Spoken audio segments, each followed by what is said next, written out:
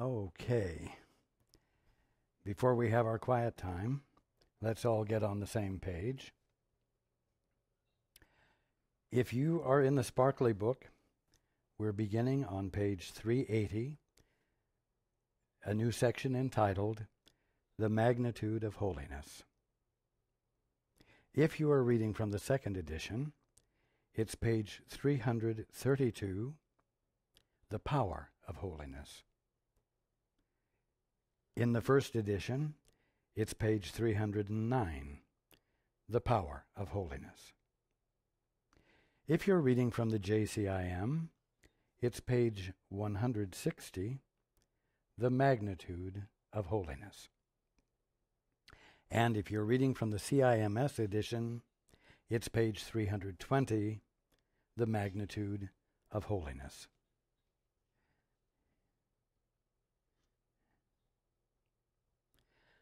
Let's take a few moments to be quiet together.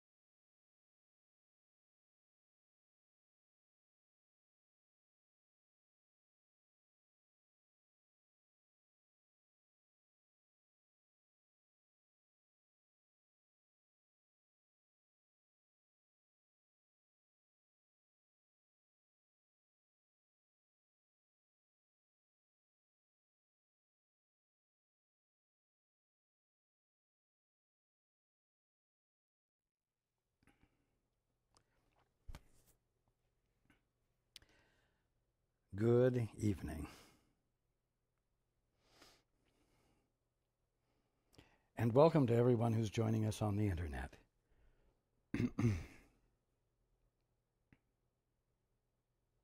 You know, every once in a while, it's necessary for me to refresh a point. That point being that you will not understand your way into the kingdom of heaven. And to be even more pointed about it, you cannot understand your way into the kingdom of heaven. As I've said, you will feel your way in. Now, the reason it's necessary to remind everyone of this is because you are educated with the purpose in mind of understanding. Why? Because understanding gives you control. Understanding, you think, allows you to function in an orderly manner that has orderly results. Because you believe that the universe functions according to orderly laws which, when understood, allow you to be a presence of power. A presence of power that makes you safe. And if you are generous, it's a presence of power that you can use to help others be safe. As a result, you find a wonderful book like A Course in Miracles, or many other books, spiritual books, and you devour them for the purpose of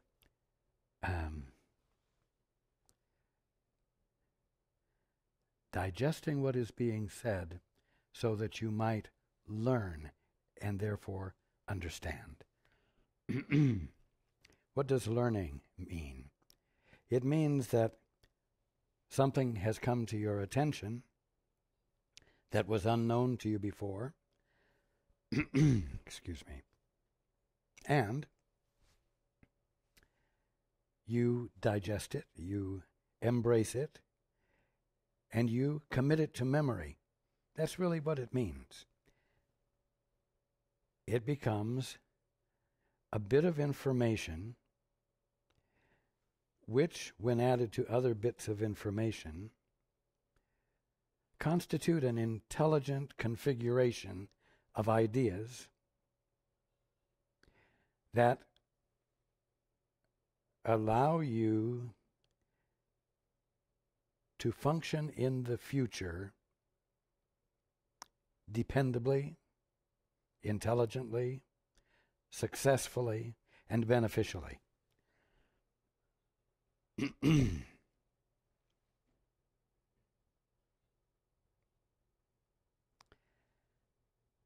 Now,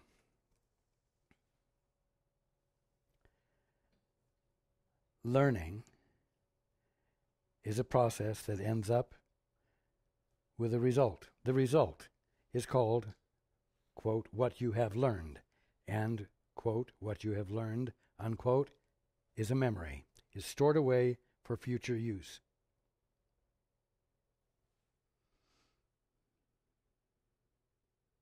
To the degree that you depend upon the learning, to the degree that you live in the present, based upon what you learned in the past, you are not present in the moment you are in with innocent eyes. In other words, with eyes capable of seeing the newness of creation, of seeing what is actually going on instead of the concept you have about what is going on. This section that we're beginning to read tonight is difficult to understand because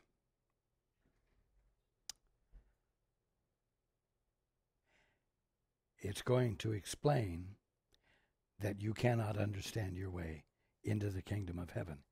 It is going to illuminate the fact that in order to understand, you have to abandon understanding.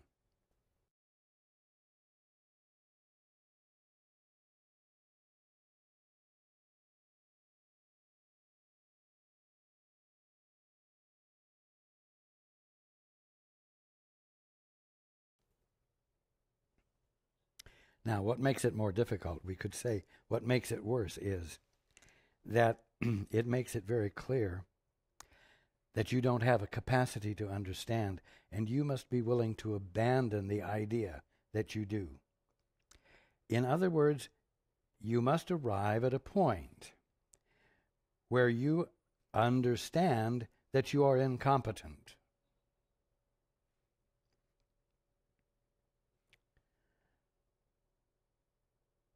Not a pleasant thing to do.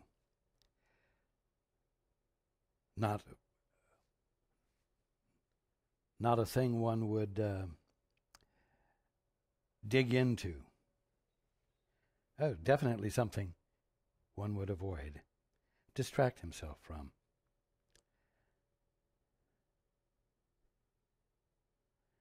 Now, until you are willing to acknowledge that you, in your own right, you, as an orphan, as we have been speaking, have no capacity to understand reality.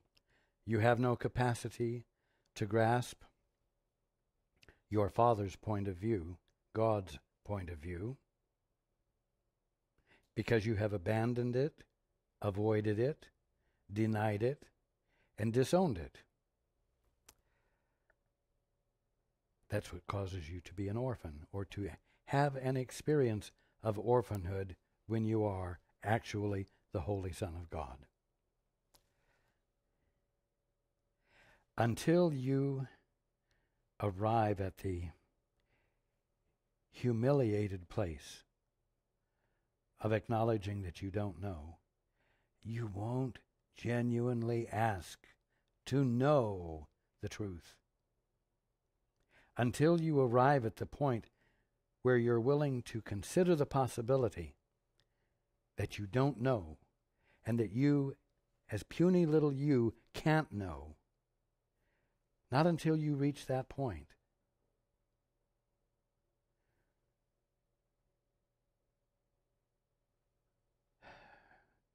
will a miracle occur. Not until that point will the influx of the Father's point of view, the truth, enter in your mind and dawn on you. Not until that point will your sonship register with you. Not until that point will you know that you belong, that you fit in, but not as an independent, separate entity. Now, this section, which we actually started the last time we were together, is entitled The Magnitude of Holiness. And I'm going to start back at the beginning. And I will do a lot of reading tonight with perhaps not as much talk, at least the part we've discussed. You still think holiness is difficult because you cannot see how it can be extended to include everyone. And you have learned that it must include everyone to be holy. Concern yourselves not with the extension of holiness, for the nature of miracles you do not understand. Now, that is not a criticism. That is a fact. You, as you presently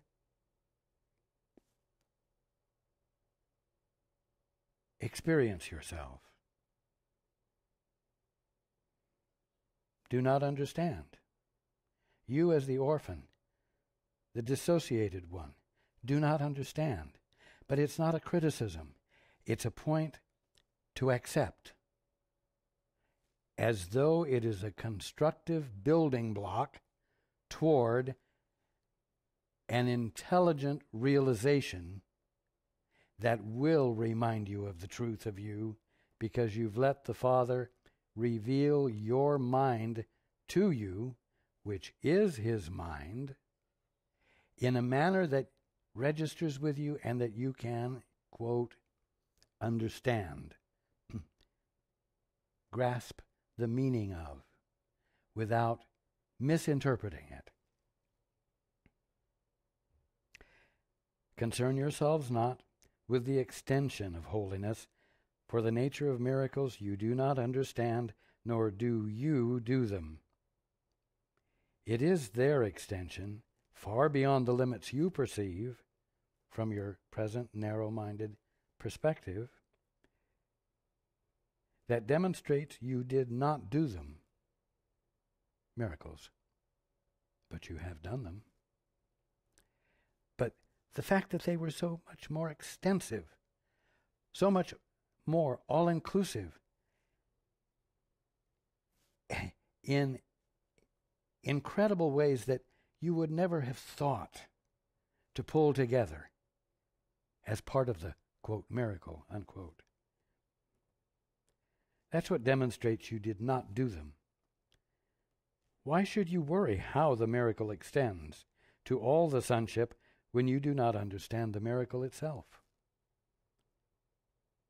One attribute is no more difficult to understand than is the whole.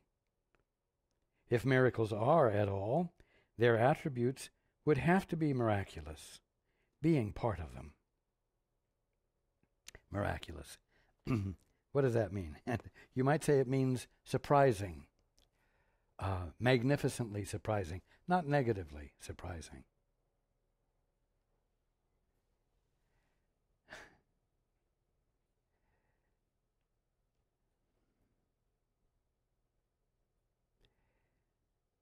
Now, there is a tendency to fragment and then to be concerned about the truth of just a little part of the whole. Let's say that you're confronted with a problem and you've been listening to me and you actually practice the two-step. You hesitate before you act on your best spontaneous, memorized judgments. And you reach beyond your memory banks and you ask, Father, what's the truth here? Father, what needs to be known here?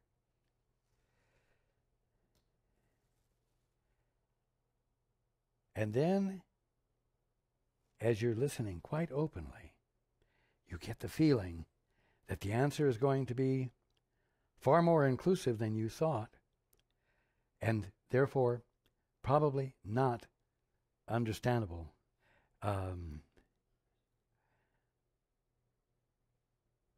Where should I take my wife out to dinner for our anniversary? And as you begin to listen, wide open, including the possibility of catching a plane and flying to Paris to go to a special restaurant. I mean, that open. And as you listen, you think, uh-oh. She's been having a little indigestion lately, and so whoever's going to answer me, you might better take into consideration take that into consideration when you tell me where the appropriate place is. Oh, well, and maybe, it might mean we have to get some new clothes for her if we're going to a really nice place. And you begin to fragment it, and the purpose is to pull the answer down to a smaller and smaller size, embracing less and less, because it will be easier to understand the little part, and by considering all the little factors, all the pissant little factors that you can, rather than listening for the big answer, for the simple answer that the Father knows fits and would bless and would be enjoyed and would make for a wonderful, loving anniversary. Instead of that, you try to take care of all the little parts to make sure that they are right. Why? So that your wife won't be disappointed with you when you say, I would like to take you out to dinner at such and such a place on our anniversary.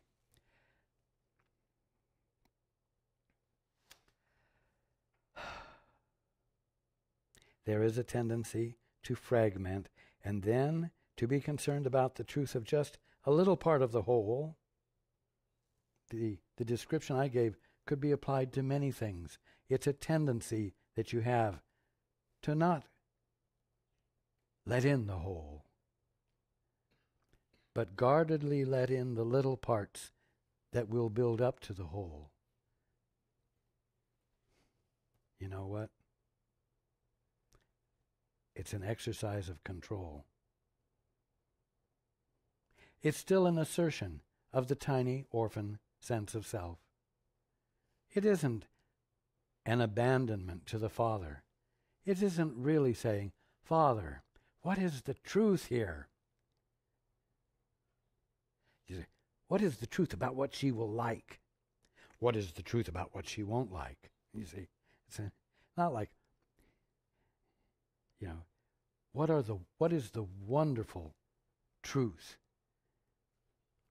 that we will enjoy beyond anything I could come up with as a result of being careful.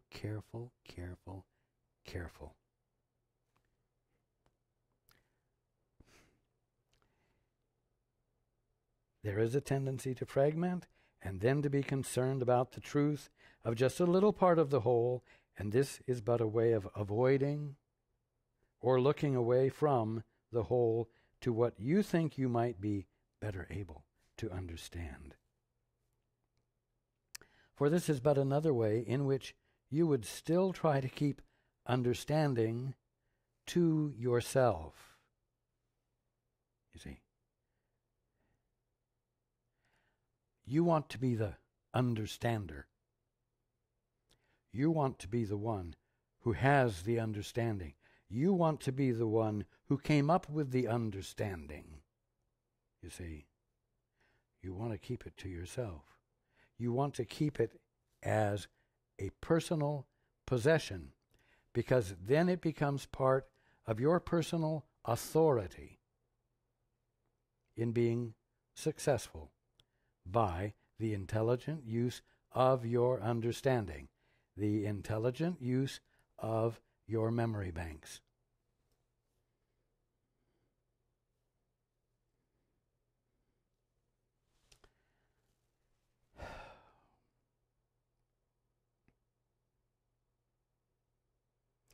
When you listen for the truth,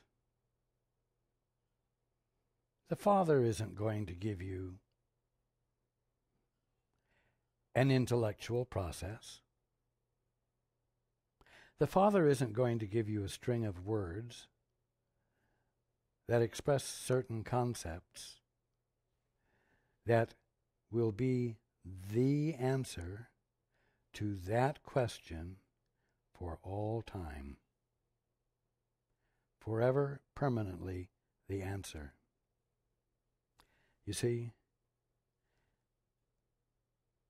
the Father's answer to everything is love. I mean by that the movement of love that the Father is has meaning. And the meaning elicits words. It is as though the movement of love clothes meaning with words. But the words aren't the point. It's the meaning that's the point. It's the love that has been given form at that point.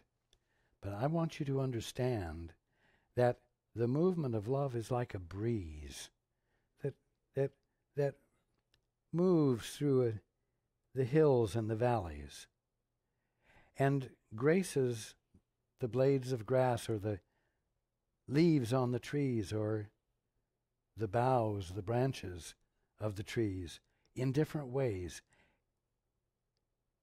It's the same movement of love with different meanings, because the tweaking of a leaf is not the answer, as opposed to the bending of the grass being the answer, even though in both cases it's the breeze. It's the movement of love. You see? I may be approaching this obliquely, but I must get past your intellect subtly. What I'm talking about here has to do with the magnitude of holiness and why you don't understand the magnitude of holiness. It's because you're taking holiness as you might take love, the movement of love. And you're taking the way that movement drapes itself in words, so as to take the words as though they are the point. You take the word, and like the breeze moving through the hills and the valleys, it's like the tweak of the leaf. You take the tweak of the leaf as though that movement, that sharpness, is the answer. And as a result, you don't see that it's the same meaning as the bending of the grasses, the tall grasses. Because the bending of the tall grasses isn't the point either. You see, the minute you focus in on the tweaking of a leaf or the graceful bending of a blade of grass, and you focus in on that, you lose the magnitude. The magnitude of what? Of the breeze, of the movement that clothes its presence in all of these various, we're going to say, effects. You see? The minute you narrow it down to this or that, you've lost the magnitude. And therefore, you don't grasp the magnitude. And when it's presented to you, you don't see it. Magnitude is moving. And you say, oh, it's a tweaking of a leaf. Somebody else says, oh, it's the bending of a blade of grass. And you've missed what's actually happening. Why? Because you tried to understand instead of feel.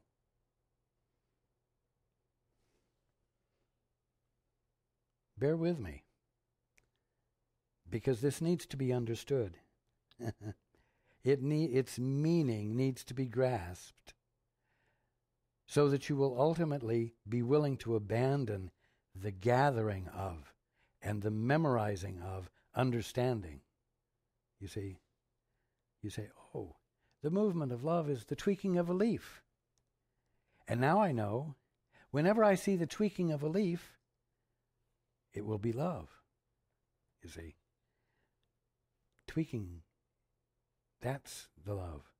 No, the love is the movement of presence that moves kindly, that moves infinitely, and is touching everything in every hill and valley in all of the vastness of space and all of the various environments, you might say, of different planets. Mind you, right now what's happening? Is it Paul speaking? Is it Raj speaking through Paul? Or is it a movement of love that has magnitude? Am I speaking to those of you who have tuned in and are listening? Am I speaking to those of you who at this moment are listening to a recording that you downloaded? And is that it? No. While I'm speaking at this very moment, I am speaking wholly. I mean by that all of the brotherhood is experiencing the movement of love together with the specific intent of everything I'm sharing. And it is a joyous thing for all of them to be experiencing. Mind you, at the same time that all of the brotherhood, everywhere infinitely, is experiencing the movement of love that is specifically identified as me speaking right now, they are also fully aware of all the movements of love that every one of the brotherhood is engaged in at this moment infinitely. So, those of you on your planet who didn't tune in tonight, who never heard of Raj, are blessed by and touched by the movement, the breeze of the movement of love that I am being. There's the magnitude. You do not have to understand how it happens, but you do need to know that it happens. And you do need to know that letting yourself be the place that love infills so that you can share it is much greater than you think. It has magnitude. It is omnipresent.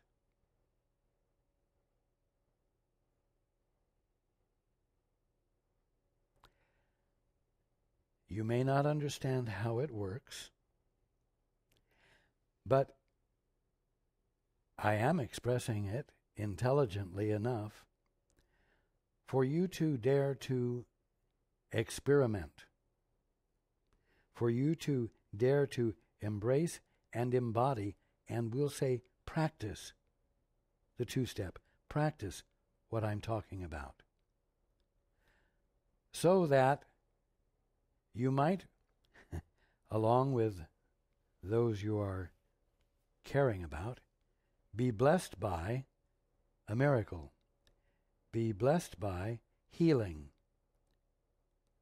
and as a result, discover that indeed miracles happen without your understanding them from the orphan mindset. Now let's continue here. You do not understand them, miracles, either in part or whole, yet you have done them. Therefore your understanding cannot be necessary. Yet it is still impossible to accomplish what you do not understand. And so there must be something in you that does understand. Not as complicated as it sounds. The something in you that does understand is the Holy Spirit. It's that which is nothing more than your right mind, which you are currently ignoring in its entirety in favor of having this tiny, private selfhood that is a small, circumscribed part of the totality of you. You see?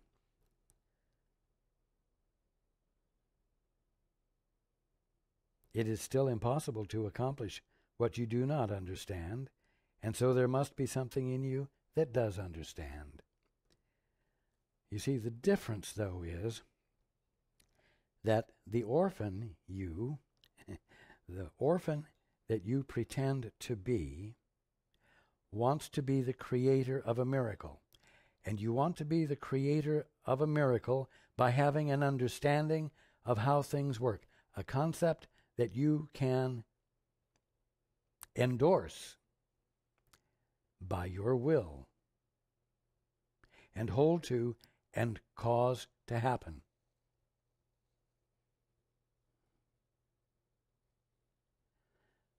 But a miracle only happens when that sense of yourself that tries to accomplish its sense of what a miracle ought to be is set aside, is abandoned temporarily.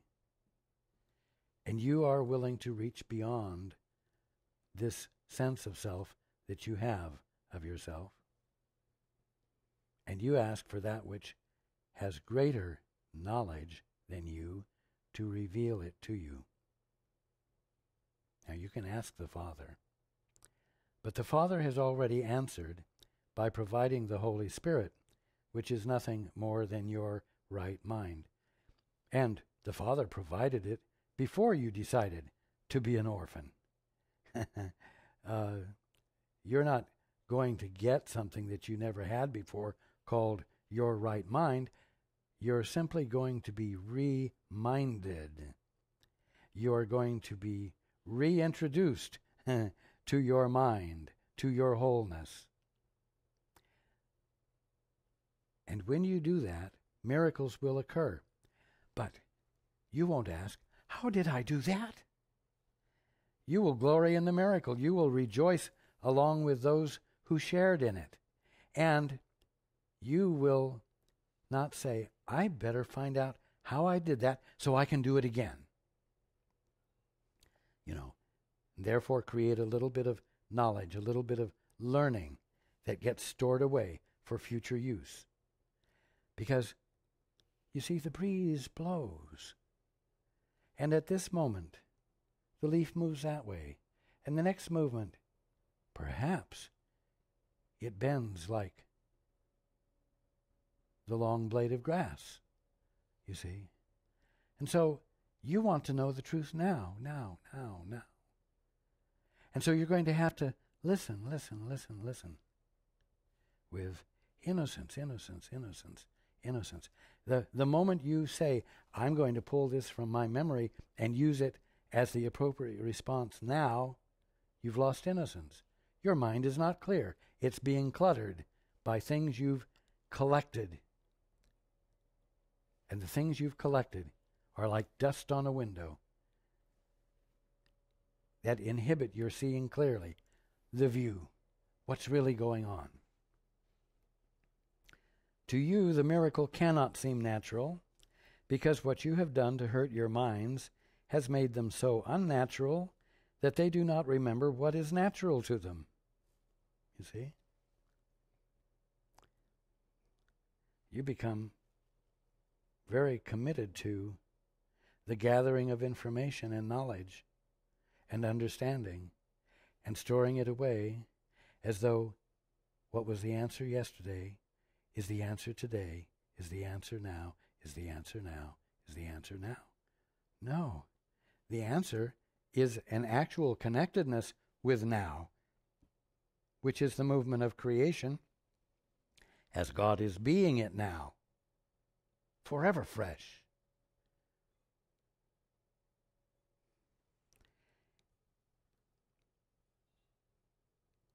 And when you are told about it, you cannot understand it. Now, I know that right now, what I'm saying is not understandable to some of you. I don't understand it. It doesn't make sense. Okay, that's good. But don't feel bad about it. Let yourself be in that not knowing place. Because in that not knowing place that you accept for yourself instead of fuss about, you will become susceptible to insight. You will become susceptible to revelation. You will become susceptible to inspiration. You see?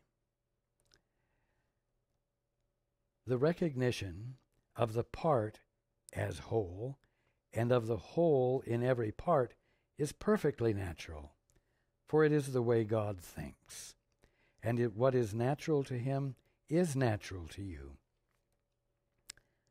The recognition of the part as whole and of the whole in every part. You can understand that in this way in terms of holograms, because you can have a picture, a holographic picture, where you can see everything in a three-dimensional relief, and you're looking at like a film strip, a large acetate picture. Now, if you take and cut the corner out of that picture and look at it, you'll see everything that's in the large picture, in the large hologram, in this little tiny part that you just cut out away from the hologram. The whole is in the part, and the part is the whole.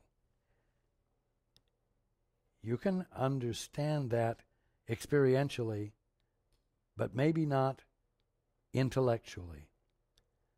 The point is this: you're not alone. The point is that if you're part of the whole is in you, and you are in the whole, and that is why. When you know the truth, when you allow the movement of love, the breeze, to move through you, and you rejoice in it, all of the brotherhood rejoices. I'll tell you something else. Every leaf, every tree, every rabbit, every porcupine, everything, even the rocks, rejoice. I'll tell you, the rocks haven't forgotten the movement of love. The rocks haven't forgotten the magnitude of the holiness of all. Wholly natural perception would show you instantly that order of difficulty in miracles is quite impossible, for it involves a contradiction of what miracles mean. And if you could understand their meaning, their attributes could hardly cause you perplexity.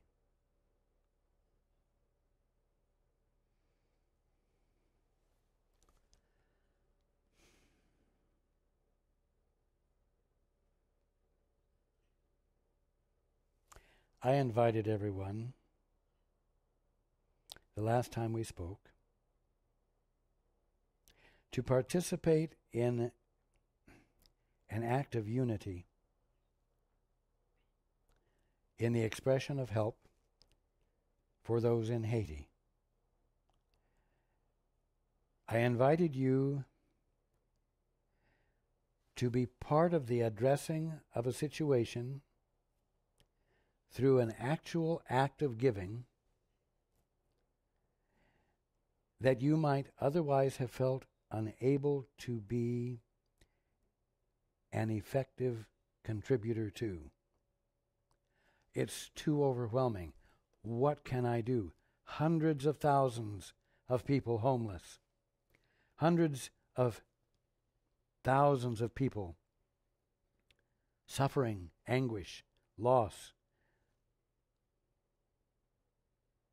lack of peace, fear for having no food, fear for aftershocks, fear. What can you do? Well, as an orphan, nothing. And as long as you see yourself as an orphan, not only will you think you can do nothing, you will be inclined to neglect to do what you could actually do. And that's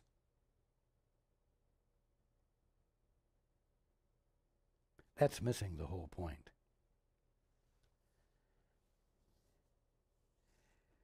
The magnitude of holiness. The magnitude of holiness, I'm going to say the power of the wholeness of creation,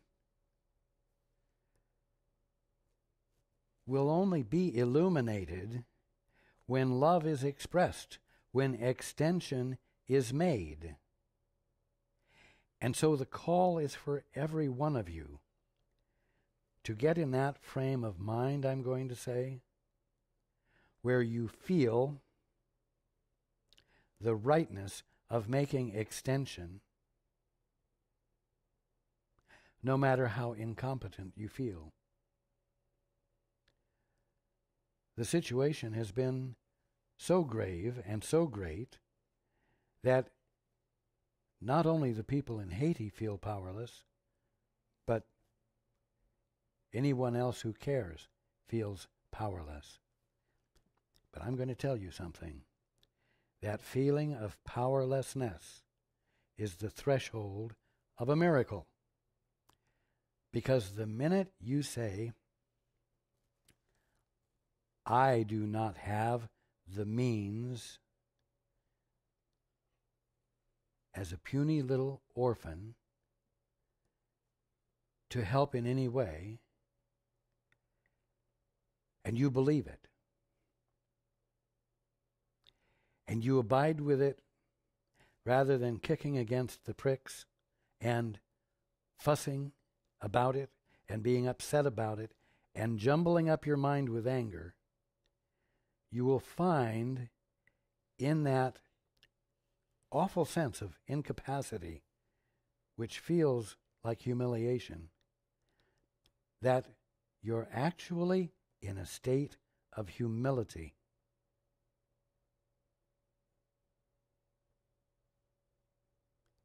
And in that state of humility, the Father can act. The miracle can happen. The sudden shift of perception can occur because you, in your accepted incapacity, are bringing no force of personal will into play. This is very important, and it has to do with the magnitude of holiness. Because you will not experience the magnitude of holiness until you abandon, I will say, the inconsequentiality of tininess.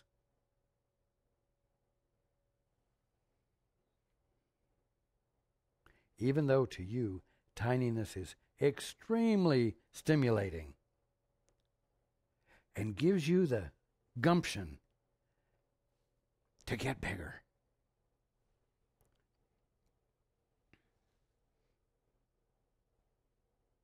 You have done miracles, but it is quite apparent that you have not done them alone. You have succeeded whenever you have reached another mind and joined with it. It's happened whenever you cared enough to connect without bringing your will into play for whatever reason. It's usually accidental, and that's just fine. When two minds join as one and share one idea equally, the first link in the awareness of the sonship as one has been made. But please understand, this is not talking about two minds joining as one and sharing an idea that you came up with or an idea that the other fellow came up with independently. It's talking about sharing an idea together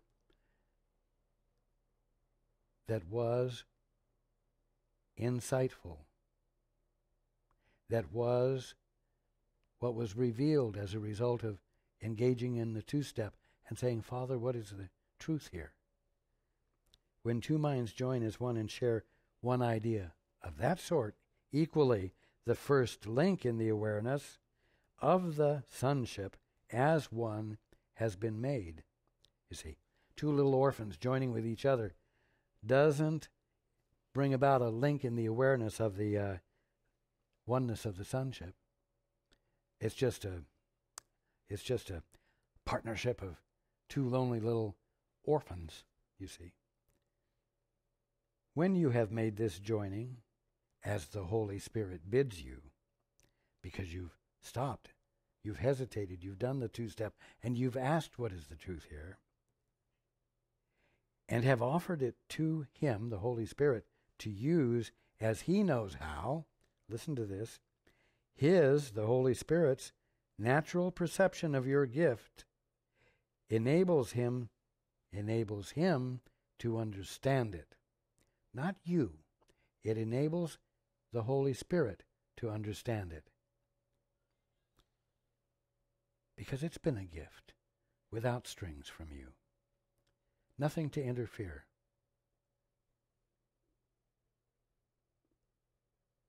His natural perception of your gift enables him to understand it, and you to use his understanding on your behalf. Do you see that all the way through this, you never arrive at a point where you've got a little bit of understanding that gives you a little bit of an edge in the future? No, right up to this point. His natural perception of your gift enables him to understand it, and you to use his understanding on your behalf. Sort of puts you in second place, doesn't it? You can carry out his orders. You can carry out his clarity. Yes, that's the good news. That's the point. The point is to know the truth. The point is to not be distracted by the twitch of the leaf or the graceful bending of the grass, but to experience the movement of love, the breeze, and know that that's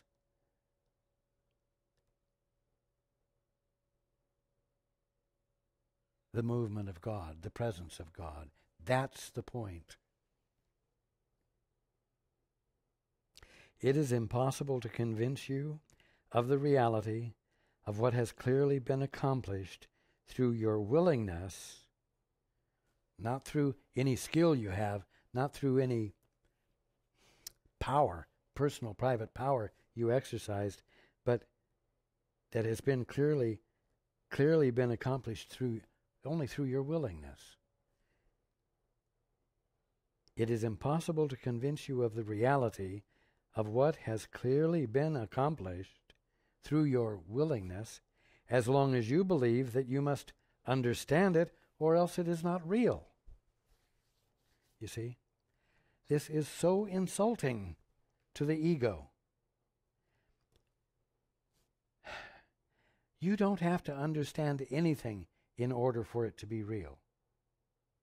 What is real, whether you understand it or not.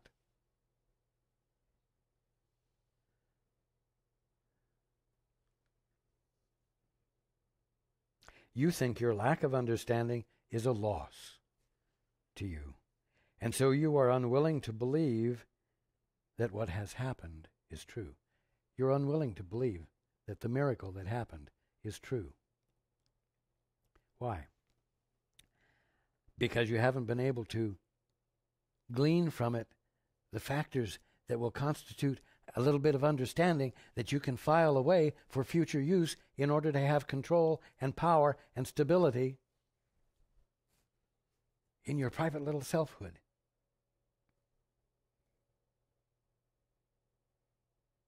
And in the conflicted world you see because of your private stance, even though it's the kingdom of heaven, unconflicted.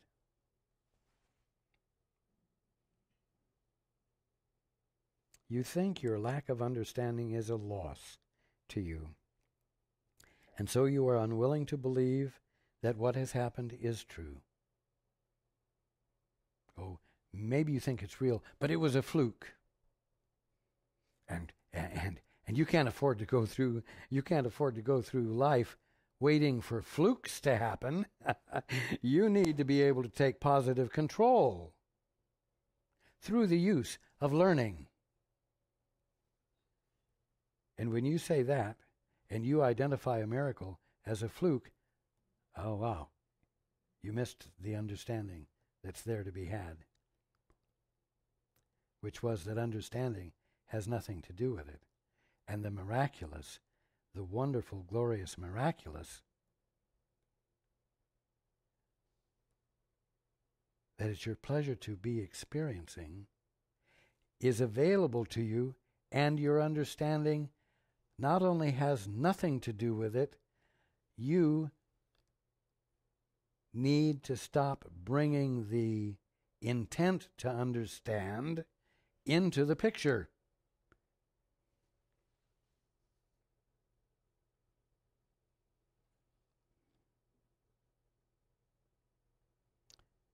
Again, you think your lack of understanding is a loss to you, and so you are unwilling to believe that what has happened is true. But can you really believe that all that has happened, even though you do not understand it, has not happened? It's a good question. Yet, this is your position. You claim it all the time. You say it didn't happen. Well, it didn't happen in the significant way that I'm talking about. Oh, it was significant. The transformational healing was incredible, but nothing dependable. At the moment, it's easy for me to grasp that there may be a God, but you know what? It also could have just been the turn of events. Fate could have been just stacked that way in this instant, and you undermine and undo the miracle. And you keep yourself searching for more understandings that you can tuck away to use in the future. You would have perfect faith in the Holy Spirit and in the effects of His teaching if you were not afraid to acknowledge what He taught you. You see, oh, I know, you're willing. You think you're willing to acknowledge what He would teach to you, but you can't really dare to honor it fully, because if you're going to take what He teaches you, you're going to have to abandon what you've learned and what you've taught yourself, and that's going to put you in a position of second-class citizen who exercises no competence of his own, and that's awful. That's unacceptable.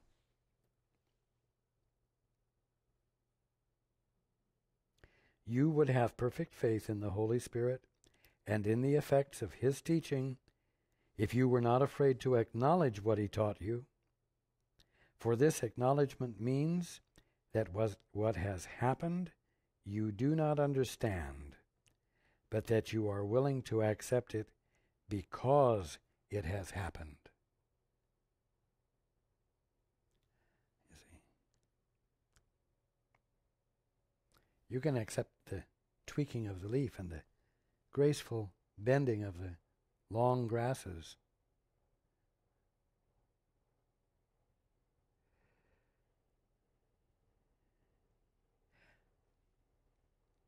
Not as answers in themselves, not as ultimate things in themselves, but as indicators of the presence of the movement of the breeze, as evidence of the movement of love, because the evidence is there, which means because there is a God.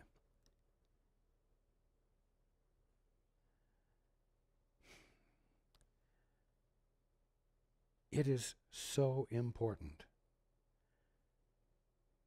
for you to understand that studying this course or any other system of religious education is not for the purpose of acquiring knowledge to be stored away as permanent answers. It's to be used to abandon your committed practice of gathering information so that you might become respectable and all of the other good things an orphan tries to become, and be willing instead to say, Father, what's the truth here? Father, help me to feel the movement of love that looks like this, because I know that the movement of love is the meaning, is the presence of you being creation. I am willing to abandon my competence as a puny little orphan so that I might come into a clear awareness of myself as the Holy Son of God, whose holiness is of great magnitude, that embraces and includes everything in all of creation. I want to have that experience of what I truly already am, and I want to have that instead of what I think I might be able to create as an identity for myself in the absence of being the Holy Son of God and in the absence of being holy at all. And therefore, in a mental frame of mind in which magnitude cannot be experienced and will not exist because of my infatuation with inconsequential tininess.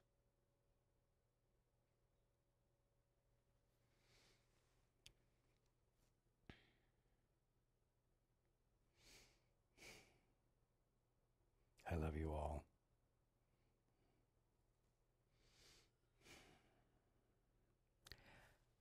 And I look forward to being with you next time.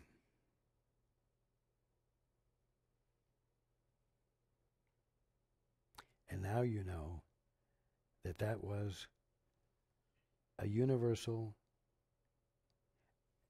sharing of appreciation and love. Absolutely everything in the universe, because of the magnitude of holiness, was embraced by that expression of love and felt it,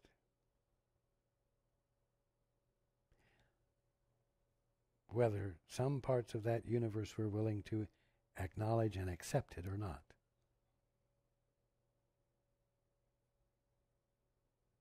And your presence, your very being in this very moment, your existing in this moment, is a universal event.